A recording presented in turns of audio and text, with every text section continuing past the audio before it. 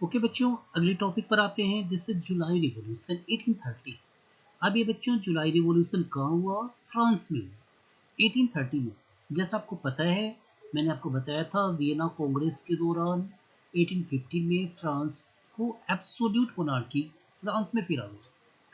1789 के बाद फ्रांस में राजा के पावर कम हो गए थे, लेकिन 1815 में फिर से राजा एब्सोल्यूट मोनार्क हो गए। It means that king was having again all the power since 1815। Was the king 1815? Louis 18. People were secretly preparing for revolt और लोगों को ये अच्छा नहीं लगा। लोगों की जो आज़ादी थी वो छीन के।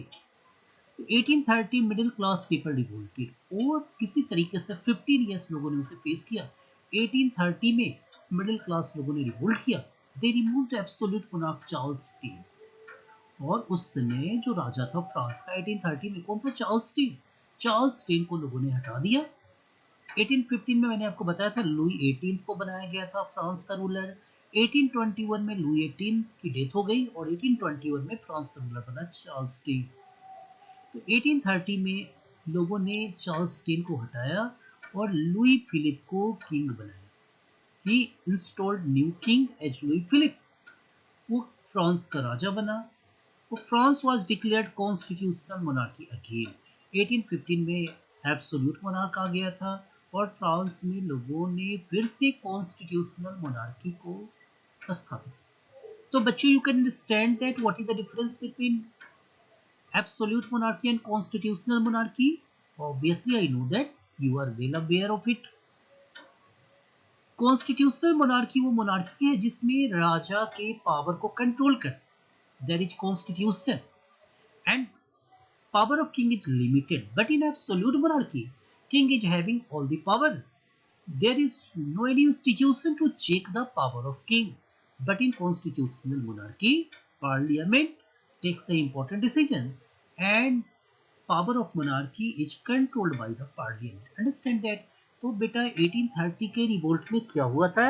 1830 के रिवोल्ट में एब्सोल्यूट मोनार्की की जगह कॉन्स्टिट्यूशनल मोनार्की आ गई और राजा को बदल दिया गया। Okay, right now the next topic I am going to discuss romantic imagination of romanticism. अब जो नेशनलिज्म की जो फीलिंग है यूरोप में, वो सिर्फ लड़ाई झगड़े की वजह से नहीं आई, वायलेंस की वजह से नहीं आई। There was romantic imagination, romanticism. Romanticism, what was romanticism? It was a cultural movement. Romanticism क्या था? एक सांस्कृतिक आंदोलन था, कल्चरल मूवमेंट था। And it was focused on poetry, music and story. अब यहाँ क्या था? Folk tales, folk music, poetry इस पर आधारित। It means that we can say that people of one language wanted to live together. तो it means that जिनकी music same हो, पोएट्री सेम हो, एक साथ रहना चाहते थे। दे फील यूनाइटेड और इसी के माध्यम से नेशनलिज्म को प्रमोट किया गया। जैसे जॉन गॉटफ्राइड हर्डर था। John Gottfried हर्डर claimed that true German culture would be discovered only among common people. जो जर्मन कल्चर है कहाँ मिलेगा? जर्मन लोगों के बीच में मिलेगा, कॉमन लोगों के बीच में मिलेगा, रूरल पीपल के बीच में मिलेगा। तो इट मीन्स दैट लोग ज़्यादा फील करते हैं। I will tell you with example also, example की मदद से भी बताएंगे। इन पोलैंड, पोलैंड में नेशनलिज्म को प्रमोट किया गया कैरोल कार्पिंस्की के द्वारा।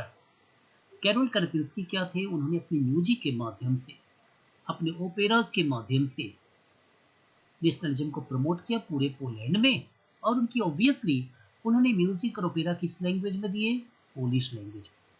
Poland under Russian domination also used language a means of revolution. और पोलैंड में ही लैंग्वेज को रिवॉल्यूशन के लिए इस्तेमाल किया गया। फॉर एग्जाम्पल मैं आपको बता दूं कि पोलैंड रशियन डोमिनेशन में था, रशिया के कंट्रोल में था। तो जो भी एरिया रशिया के कंट्रोल में था, वहां पर चर्च की गैदरिंग के दौरान, जब चर्च में प्रेयर होता था, तो प्रेयर के दौरान जो ऑथोरिटीज थी ऑथोरिटीज ने जो क्लर्जी मेंबर्स थे, जो प्रीस्ट थे, उन प्रीस्ट को कहा कि you have to preach in Russian language. जो पोलैंड के जो प्रीस्ट थे, प्रीस्ट को कहा गया कि आपको जो प्रेयर करवाना है वो किस भाषा में करवानी है, रशियन लैंग्वेज में करवानी है। क्योंकि पोलैंड किसके कंट्रोल में था, रशिया के कंट्रोल में था, और रशियन अथॉरिटी ने कोशिश की कि रशियन लैंग्वेज ज़्यादा बढ़े। तो उन्होंने कहा, लेकिन इसके बावजूद भी क्या पोलैंड के जो पोलिश जो पृष्ठ थे वो माने नहीं। पोलिस लोगों ने, जो पोलिस पृष्ठ थे, पोलैंड के पृष्ठ थे, उन्होंने पोलिस लैंग्वेज में ही प्रेयर करवाया और दे वेर पनिश्ड। इसके बावजूद भी तो इस तरीके से लैंग्वेज क्या बन गया, एक मीडियम बना। आई विल टेल यू कि अगर कोई पंजाबी बोलने वाले लोग हैं और अगर वो यूएस में जॉब करते हैं, अगर वो मुंबई में जॉब करने चले गए, तो अगर उन्होंने पंजाबी संगीत सुना, आसपास किसी घर में पंजाबी म्यूजिक उनको सुनाई दिया, या फिर कोई हरियाणवी है उनको हरियाणवी म्यूजिक सुनाई दिया, तो they will be attracted to those family और उनके पास जाएंगे। ऑब्वियसली पहचान नहीं है फिर भी जाएंगे और बोलेंगे कि आप पंजाब के कहाँ से बिलोंग करते हो। अगर कोई हरियाणवी, आप हरियाणा के किस एरिया से बिलोंग करते हो, तो डेफिनेटली एक यूनिटी की फीलिंग नेशनलिज्म प्रमोट तो करता है। तो म्यूजिक या language that became the instrument for the revolution, और वो भी इंस्ट्रूमेंट बना रिवॉल्यूशन के लिए। Okay, now the next topic. अब आप देखोगे Greek war of independence. I have already told you about the July revolution. July revolution मैंने आपको बताया। जुलाई रिवॉल्यूशन के बाद बेल्जियम में भी रिवॉल्यूशन हुआ, और बेल्जियम में रिवॉल्यूशन में बेल्जियम किंगडम ऑफ नीदरलैंड से अलग हो गया। 1815 में बेल्जियम किससे अलग हो गया, किंगडम ऑफ नीदरलैंड से। तो फ्रांस में कोई घटना होती है उसका प्रभाव पूरे यूरोप में पड़ता था, इसी तरीके से ग्रीस में भी उसका फर्क पड़ा। तो just next topic is Greek war of independence. Greece was under the control of Ottoman Empire of Turkey since 15th century. 15th century से ही ग्रीस किसके कंट्रोल में था, Ottoman empire of Turkey. Turkey का ओटोमन एम्पायर एक strong empire हुआ करता था और ग्रीस उसके कंट्रोल में था 1453 से। Till 15th of century independence struggle began in 1821। 1821 में ग्रीस में आज़ादी की लड़ाई शुरू हुई। Greece was considered as the cradle of European civilisation. Actually जो जो फिलोसफर थे ग्रीस के, आपने भी पढ़ा होगा प्लेटो के बारे में, एरिस्टोटल के बारे में। तो वो ग्रीस यूरोपियन कंट्री था और वहाँ से कई सारे जो सभ्यता थी यूरोप में पहुंची थी, सिविलाइजेशन यूरोप में पहुंची थी, तो उसे कहा गया cradle of European civilisation. Other European people had sympathy. अब ग्रीस क्या था, एक्चुअली जो ओटोमन एम्पायर था वो इस्लामिक था और ग्रीस क्या था, क्रिश्चियन कंट्री था। तो ज़्यादातर यूरोप के लोगों की सहानुभूति थी किसके साथ, ग्रीक स्ट्रगल के साथ। वो चाहते थे कि ग्रीस को एक इस्लामिक एम्पायर है उससे आज़ादी मिल जाए। इंग्लिश पोएट लॉर्ड बैरन जो ब्रिटिश पोएट था, उसने पैसे इकट्ठे किए और उसके बाद खुद भी युद्ध करने गए, जहाँ उनकी डेथ हो गई 1824 में। और फ्रांस में जुलाई रिवॉल्यूशन के बाद जो ग्रीस का आंदोलन था और भी ज़्यादा बढ़ा और 1832 में ग्रीस को आज़ादी मिल गई।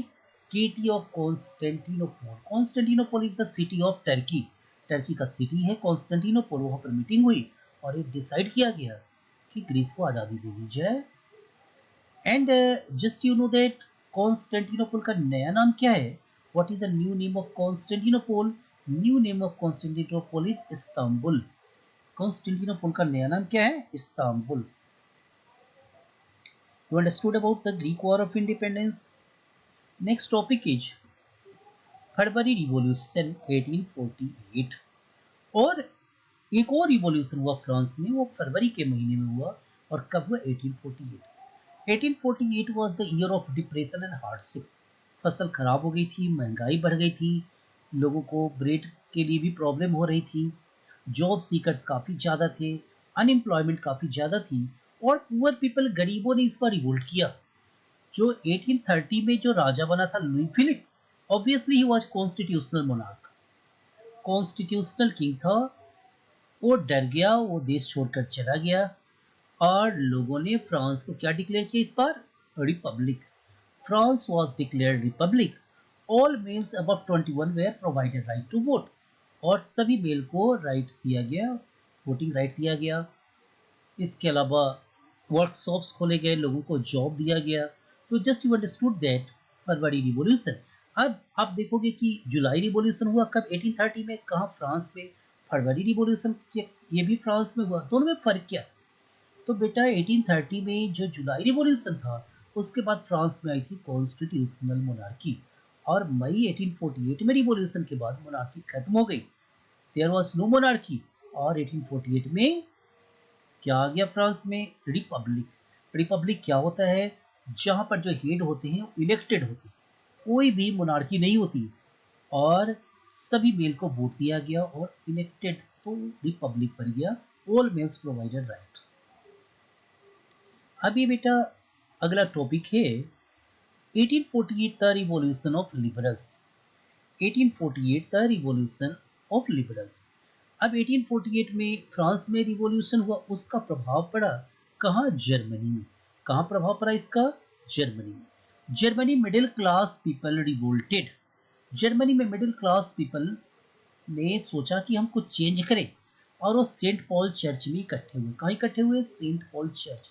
कौन सा शहर है? Frankfurt. This topic is also called Frankfurt parliament.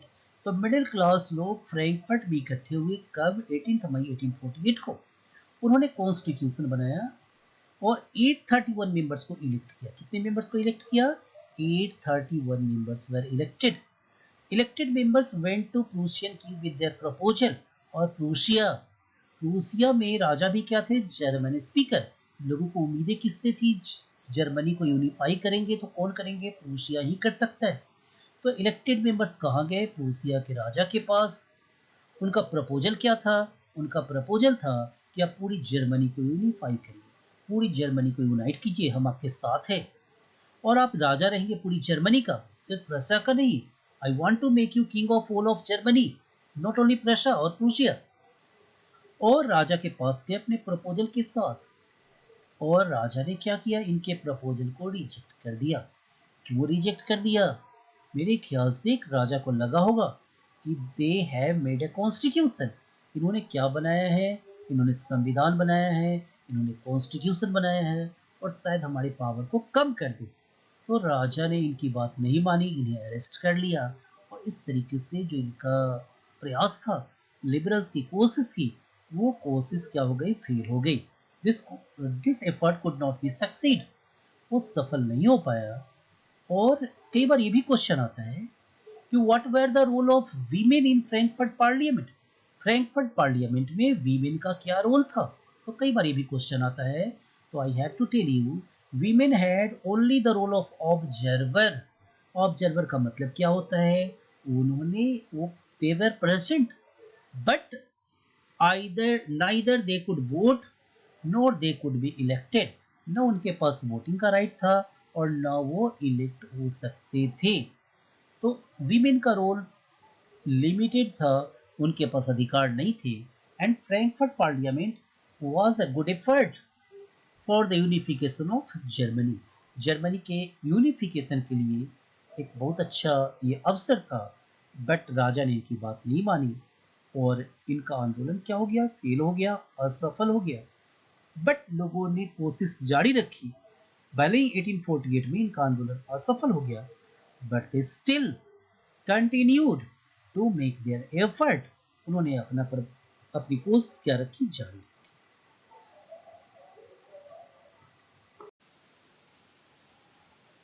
Last class में या लास्ट टॉपिक मैंने आपको कराया था लिबरल्स मूवमेंट। जो फ्रैंकफर्ट मूवमेंट हुआ था वो किंग फ्रेडरिक विलियम फोर के कोऑपरेट नहीं करने की वजह से वो फेल हो गया।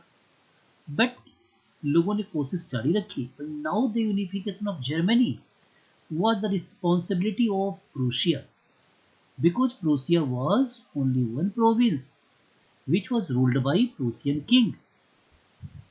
Then 1862 Prussian king Kaiser William I made he chief minister auto von Bismarck. Auto von Bismarck 1862 में प्रूसिया का चीफ मिनिस्टर बना और उसने जर्मनी की यूनिफिकेशन की जिम्मेवारी अपने ऊपर ले ली। He is considered as an architect of German nation building.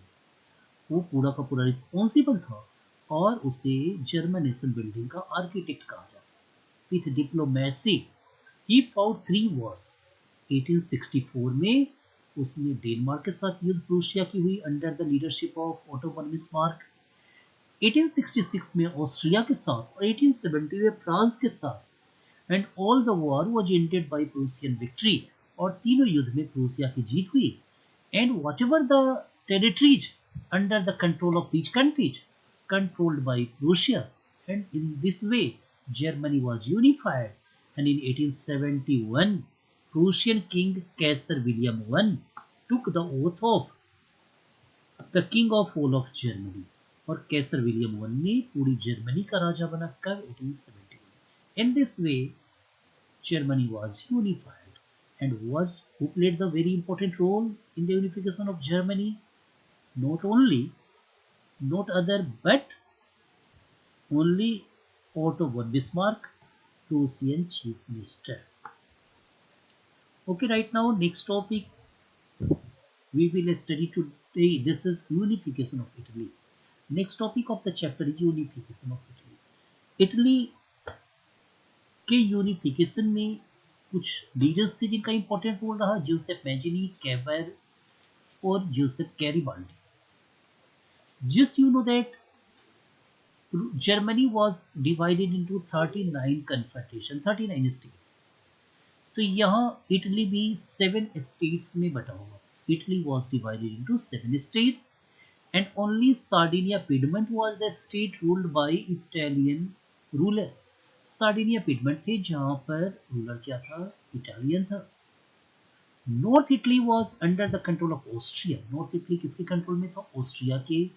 Middle was under the control of Pope. और मिडल किसके कंट्रोल था? पोप के। पोप जो कैथोलिक चर्च का हेड था और वो उसे सपोर्ट कौन कर रहा था? फ्रांस। वो फ्रांस की मदद से वो रूल कर रहा था। कहाँ पर? Central Italy. Southern Italy was under the control of Spanish ruler. और साउदर्न इटली किसके कंट्रोल में था? स्पेनिश रूलर के कंट्रोल।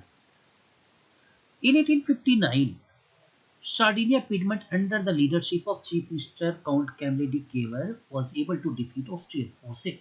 1859 में सार्डिनिया पिडमंट का चीफ मिनिस्टर था count Camille de केवर।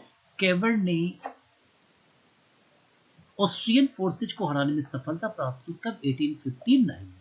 And in this way Austria को हराकर जो नॉर्दर्न इटली था वो सार्डिनिया पिडमंट के कंट्रोल में किया। किसने किया? Count Camille de केवर।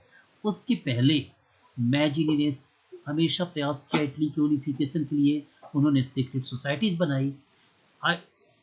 Though he could not get success, but he was able to inspire the Italian people।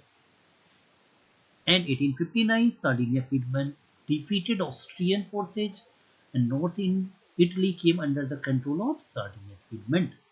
In 1860 Giuseppe Mazzini, actually Giuseppe Garibaldi, in 1860 Giuseppe Garibaldi, peasant leaders, he was peasant leader, किसानों के नेता थे। कौन? Joseph Garibaldi. And without regular troops, बिना regular army के, with thousands of peasants, हजारों किसानों की मदद से उन्होंने साउदर्न इटली में इंटर किया और हजारों किसानों की मदद से उस पर कंट्रोल कर लिया। Spanish ruler left the territory. Spanish ruler Italian territory को छोड़कर भाग गए। And whole of the Italy, it means that most part of the Italy was united till 1861। 1861 में most part of Italy was united। कौन सा part रह गया? 1861 में जो पोप के कंट्रोल में था और उसे मदद कर रहे थे फ्रांस, तो वो सिर्फ रह गया। बाकी का बाकी इटली यूनाइट हो गया। तो we can say that 1861 Italy was unified except the area controlled by Pope. Papal States, सिर्फ वो छोड़कर पूरा इटली यूनिफाई हो गया। अब आप कहोगे पोप का जो एरिया था सेंट्रल इटली, वो कब यूनाइट हुआ? तो that was in 1871 when France was defeated, जब फ्रांस की हार हुई तब वो यूनाइट, राइट। तो 1871 में पूरा का पूरा यूनाइट हुआ, but mostly Italy was united in 1861 and Victor Emmanuel two became the king of united Italy. और यूनाइटेड इटली का किंग कौन बना? Victor Emmanuel second. Right now we have to see that strange case of Britain. Britain में parliament के पास power आया था 1688। कब आया था? 1688, ग्लोरियस रिवॉल्यूशन के बाद। उसके बारे में कभी और चर्चा करेंगे। 1707, in 1707 Scotland became the part of England। 1707 में इंग्लैंड का पार्ट स्कॉटलैंड बना और एक एक्ट था, एक्ट ऑफ यूनियन, दोनों देशों ने समझौता किया और Scotland became the part। Ireland, Ireland में 50-50% पॉपुलेशन किसकी थी? Catholics and Protestant. Catholics and Protestants both are the part of Christianity। तो Catholics wanted to join, Catholics did not want to join England, but Protestants wanted to join England। क्यों? England का भी धर्म क्या है? Protestant है। तो Protestant की मदद से आयरलैंड पर इंग्लैंड ने फोर्सफुली 1801 में कब्जा कर लिया। किसकी मदद से? प्रोटेस्टेंट की मदद से। और कैथोलिक्स ने रिवोल्ट भी किया अपने लीडर वुल्फ टोन के लीडरशिप में, बट वो फेल रहा और 1798 में किसके कंट्रोल में आ गया? इंग्लैंड के कंट्रोल में आयरलैंड आ गया। Despite the union of various culture, why it is called strange? क्योंकि अलग अलग कल्चर के लोग यूनाइट किया। किसने? इंग्लैंड ने। जबकि जर्मनी और इटली में एक ही कल्चर के लोग यूनाइट हुए थे, Italian speaker and German speaker. दूसरा क्या है कि अगर हमने अलग अलग कल्चर के मल्टी कल्चरल लोगों को यूनाइट किया तो हर किसी के सिंबल को ध्यान में रखना पड़ता है। बट यहाँ इंग्लिश कल्चर ने डोमिनेट किया। Even after becoming UK, England के यूके बनने के बाद भी इंग्लैंड का, पूरे यूके का नेशनल एंथम कौन रहा? God saves our noble king. National language क्या रहा? इंग्लिश ही रहा। और नेशनल फ्लैग यूनियन जैक ही रहा। गैलिक लैंग्वेज जो स्कॉटलैंड में बोला जाता था पहाड़ी क्षेत्रों में, उन्हें नहीं बोलने दिया गया अपने ही देश से और उन्हें बाहर निकाल दिया गया, उन पर जुर्म किए गए। तो why is called strange? You understood at first people did not like all people, especially Catholics of Ireland and Scotland, to join the England। और दूसरा, it was UK was dominated by England। Okay, next is female allegory. अब just आपको पता है कि female को, जो country है उनको फिगर दिया गया, पहचान दी गई और फीमेल की, ताकि लोग यूनाइट हो, रिस्पेक्ट करें। फ्रांस का था मैरियन। मैरियन का मतलब क्या हुआ? Marianne was the female figure of France. French revolution का आइडियाज थे, उसमें आप देखोगे कि जो क्लोथ्स है वो ब्लू वाइट रेड है, जो फ्रांस का नेशनल कलर। रेड कैप है, लिबर्टी की पहचान है। कोकेड है, रेड रिबन, जो पीस का पहचान है और हार्मोनी का प्रतीक है। तो ये इस तरीके से इंग्लैंड में, फ्रांस में नेशनल, जो नेशनलिज्म है, कंट्री है, उसे female figure. Germania is the, Germania क्या है? Germania is the female figure of Germany. और जर्मेनिया किसका फीमेल फिगर है? Germania is the female figure of Germany. Okay leaves, आप देखोगे कि ओक लीव्स पहने हैं, जो बहादुरी का सिंबल, हीरोइज्म का सिंबल है। स्वॉर्ड है, पावर है। ओलिव ब्रांचेज का मतलब है कि willingness to make peace. It means that we are strong but still we are willing, we want to make peace. और एज ऑफ राइजिंग सन किसका है? बिगिनिंग ऑफ न्यू एरा 1871 में। ये सारे फीचर्स, सिंबल्स है जर्मनी के, नए युग की शुरुआत है। Germany was unified. Nationalism and imperialism. अब यहाँ देखोगे कि Balkan region was a region of geographical and ethnic variations. अब बाल्कन रीजन में बहुत सारी कंट्रीज थी, Romania, Bulgaria, Albania, Greece, Macedonia, Croatia. These were under the control of Ottoman empire. एक बार वो सब किसके कंट्रोल में थे? ओटोमन एम्पायर के कंट्रोल में, टर्की। और ग्रीस को आज़ादी मिली, उसके बाद one by one all the Balkan regions became independent. सारे के सारे बाल्कन रीजन्स क्या हो गए? इंडिपेंडेंट हो गए after the independence of Greece. Greece की आज़ादी के बाद। And these were together called slaves. ये बाल्कन जो कंट्रीज थे, इन्हें क्या कहा जाता था? These were called slaves. These were under the control of Ottoman Empire. Although ये फ्री तो हो गए ये सभी देश, but they were continued fighting among each other. वो सब अपने आपस में क्या करते रहते थे, लड़ते रहते थे, और they felt insecure. अब एक दूसरे से सब insecure फील कर रहे थे. टू गेट सिक्योरिटी, और सिक्योरिटी के लिए, अपने आप को प्रोटेक्ट करने के लिए, इन सब ने किसी जो सुपर पावर थे, कॉलोनियल फोर्सेस थे, उनसे मदद मांगी. जर्मनी, रशिया, इंग्लैंड, ऑस्ट्रिया, ये सब मदद मांगी. और इन देश और यूरोपियन कंट्रीज भी बाल्कन रीजन में अपना ज़्यादा प्रभाव बढ़ाना चाहते थे, तो उन्होंने भी इन देशों की मदद करी. अब क्या हुआ, अब जब इन छोटे देशों के बीच, बाल्कन कंट्रीज के बीच टेंशन बढ़ा, तो यूरोपियन कंट्रीज के बीच टेंशन बढ़ गया. फॉर एग्जाम्पल, बल्गारिया को सपोर्ट कर रहा था जर्मनी, और सर्बिया को रशिया. तो जब बल्गारिया और सर्बिया के बीच जब टेंशन बढ़े, लड़ाई हुई, तो जर्मनी और रशिया के बीच भी लड़ाई हुई. और इस कारण से, इस टेंशन बढ़ने से बड़े पावर के बीच इतना टेंशन बढ़ा कि it lead the first world war, और जो काफ़ी ज़्यादा डिस्ट्रक्टिव है. फर्स्ट वर्ल्ड वॉर की शुरुआत हो गई, और फर्स्ट वर्ल्ड वॉर की शुरुआत किस आधार पे हुई, बाल्कन्स कंट्रीज के बीच जो टेंशन था, वो टेंशन इतना बढ़ गया, और डिफरेंट बाल्कन कंट्रीज को अलग अलग यूरोपियन कंट्रीज ने सपोर्ट किया, और इस तरीके से यहाँ पर टेंशन बढ़ गया, और फर्स्ट वर्ल्ड वॉर का कारण. तो almost we have discussed about the important topics. हमने इम्पोर्टेंट टॉपिक्स के बारे में डिस्कस किया इस चैप्टर में, and just these are the questions. You can have the questions for practice. अब ये चैप्टर ऑलमोस्ट फिनिश हो गया. आप इन क्वेश्चंस पर प्रैक्टिस करो. These are the 5 questions, and there are, I'm going to give another questions. You have to practice these questions. We have discussed important topics.